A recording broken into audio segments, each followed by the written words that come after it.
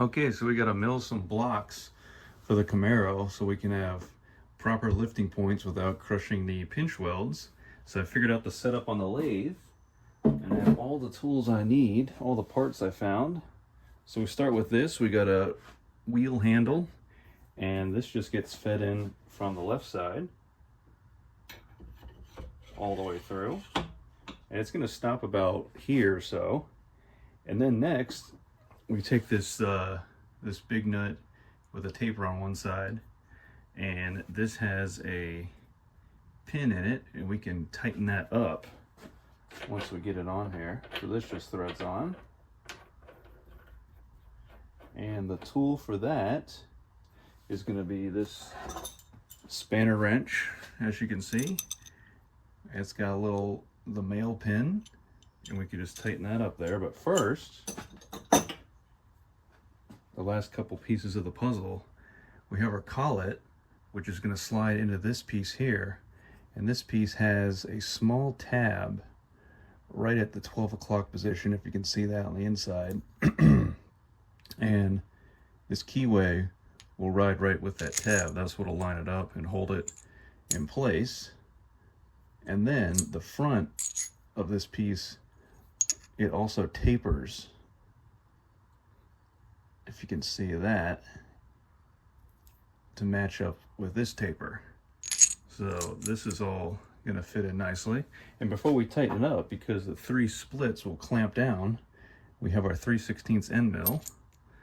Unfortunately, I only have 1 end mill, so I'm going to get some more of those, but I can start this first. That's going to be a tight fit. If I pull it out, I can actually fit it in and then go ahead and put everything together, and then go ahead and thread it into the long handle piece.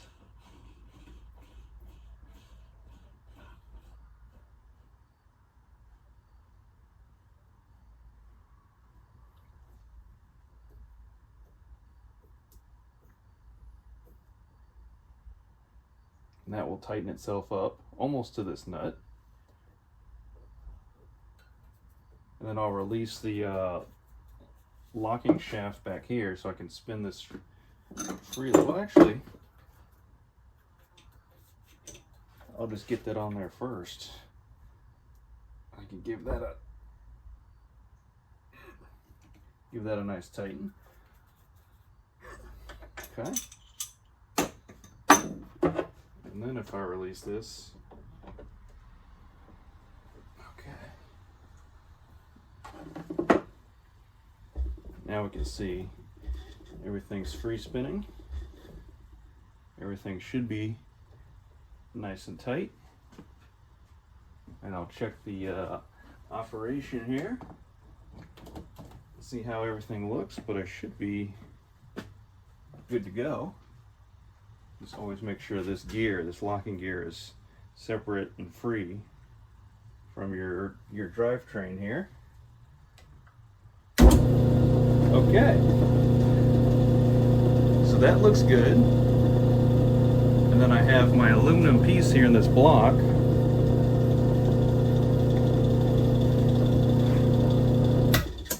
And I figured out the setup here.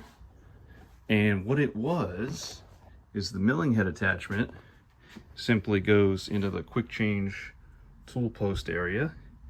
So I took out this guy here, and this guy just had a nut, all thread, a plate, a piece that sits on either side of the block here, and then there's a small plate that takes up the square down on there. So when you tighten this nut, everything gets pulled together, and it clamps these dog ears of the milling head attachment. Then the milling head attachment has a small vise where you can clamp your material, and I tighten it with this guy. And then this, the handle, the wheel handle, is off currently, because in order to tighten this, when this swings around, even if you take it in the middle position or the far position, it won't clear the handle, the wheel. The wheel just slides over this shaft fit here. And then this wheel actually allows you, if you unlock this, to raise and lower the entire vise attachment here, up and down, to get it where you want in regards to the end mill.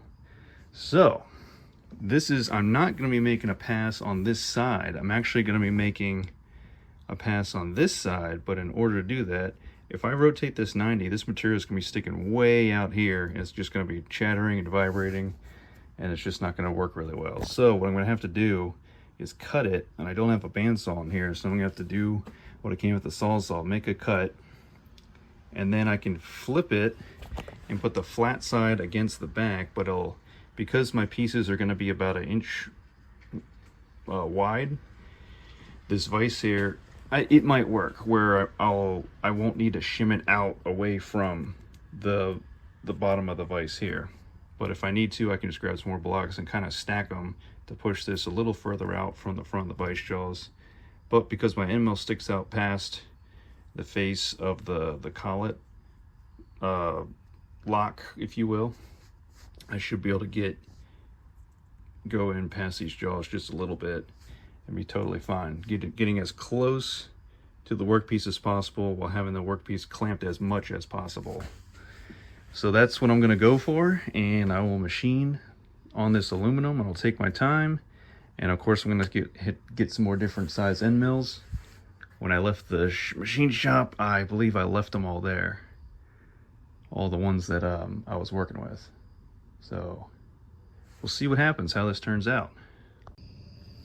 Okay, so this is actually working somehow. Just wait till we get a bandsaw. It'll be way better than this setup, but I'm almost there.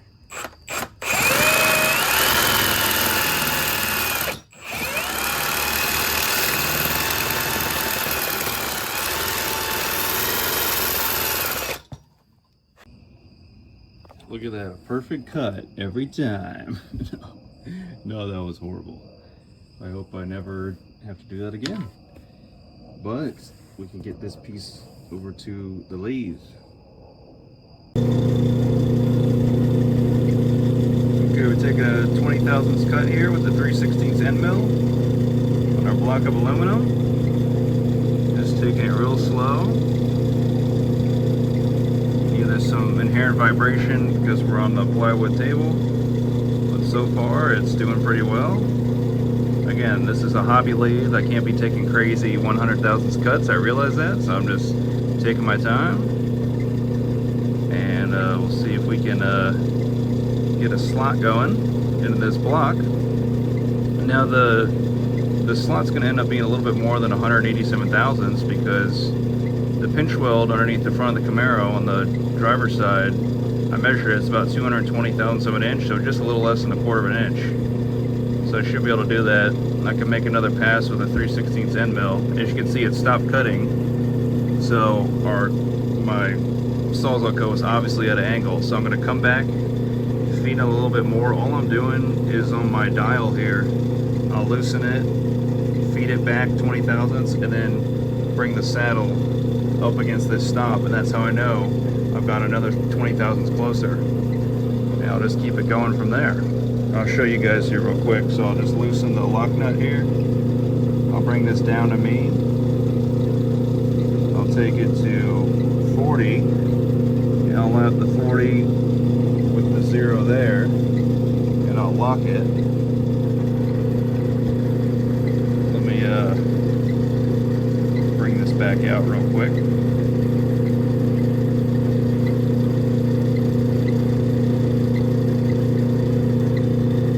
Now that my material is back behind the tool, then I'll simply rotate this in to the stop, and now it's pretty firm against there. And then I can go again and feed this in by hand, feed the material back to me, and just let the end mill keep cutting that slot.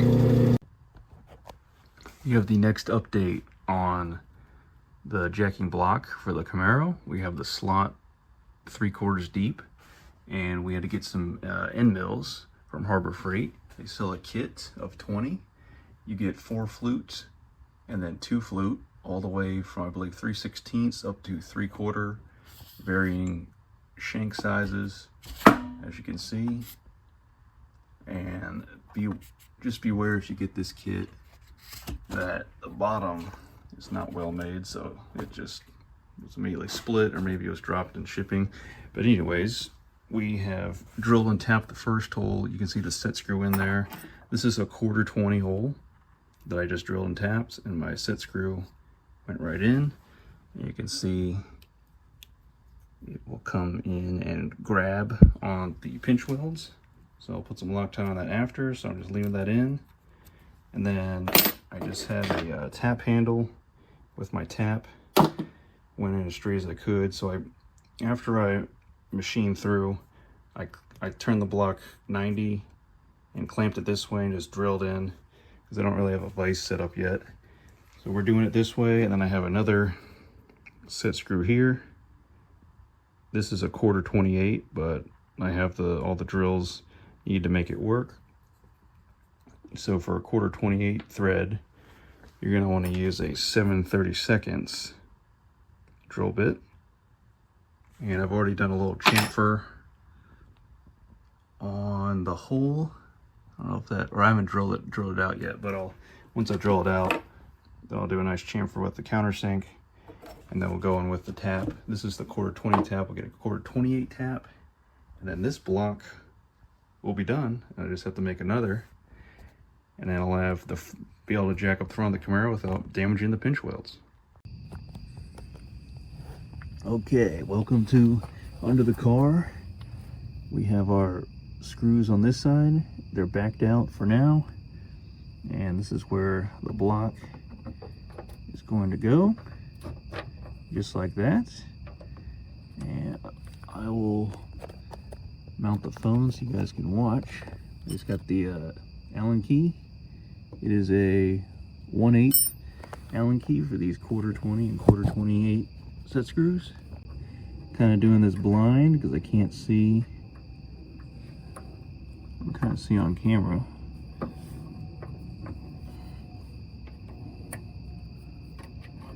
I'll get the Allen key in. And set screws will dig into the one side of the pinch weld metal just a little bit, just enough to hold these blocks in place.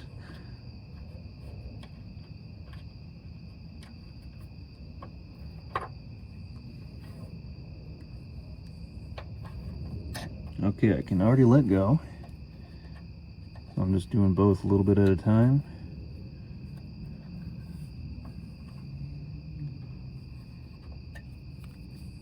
And you can see the piece is already really solid.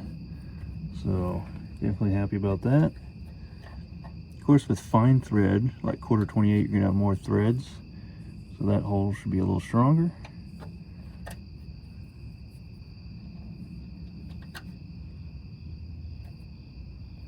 But this is the finished product, and it sits just below the side skirt. So it's just gonna, I think it's gonna work out pretty good.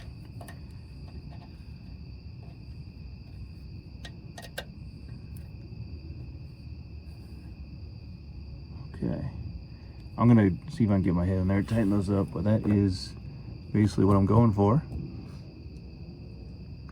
So that's that. Thanks for watching.